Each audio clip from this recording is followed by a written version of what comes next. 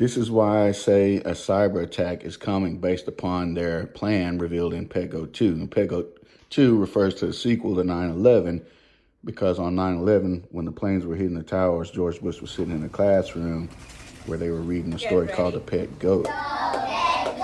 Yes, the pet goat. Now, you can see a cyber attack happen. And all this imagery here, this war, this attacking of the mosque, it deals with Islam. You can see the Islamic references in this scene depicting the closing of the Strait of Hormuz, which Julian T, the YouTuber, first recognized this as the closing of the Strait of Hormuz. I want to give him credit.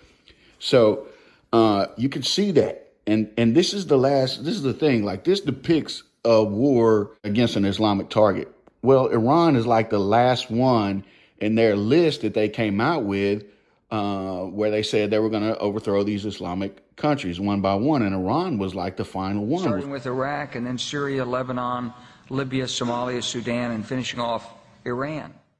Well, here we are.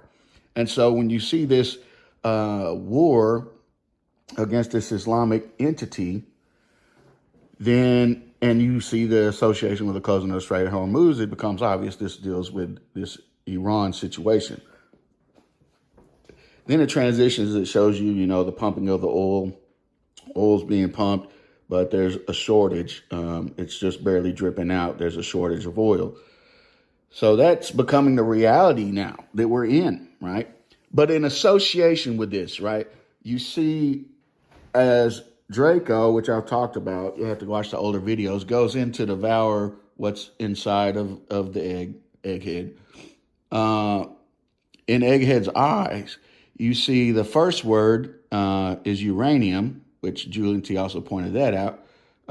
Uranium is just the end of the word. It could be cranium, but I'm sure it means uranium because we're dealing with this nuclear issue. So apparently, something dealing with a nuclear issue, it could be saying, referencing Iran's nuclear program, enriched uranium, if you will.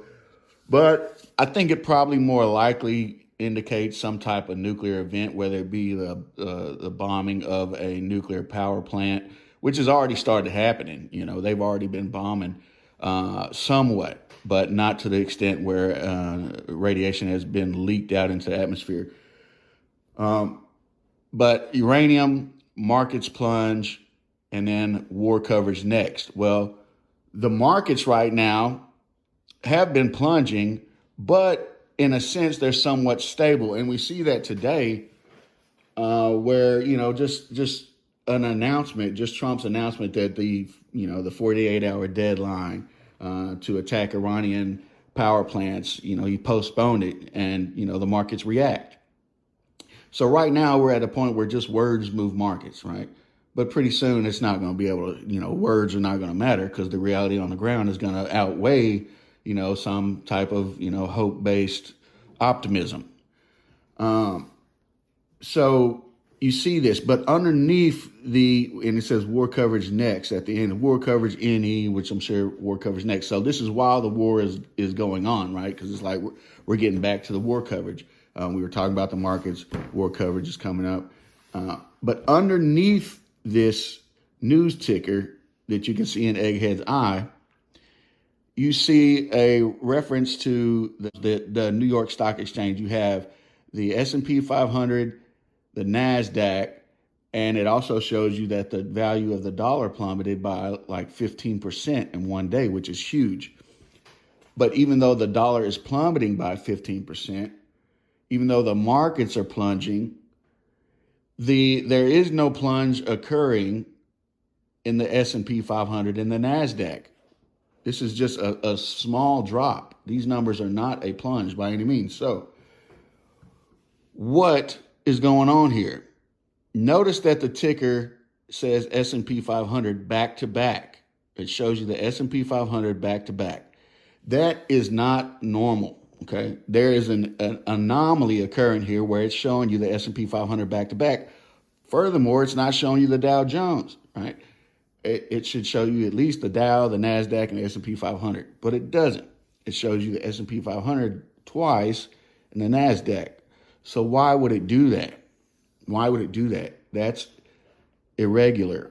And that indicates I don't see any alternative, any other interpretation of that other than there's a glitch in the system to cause it to show this irregular ticker.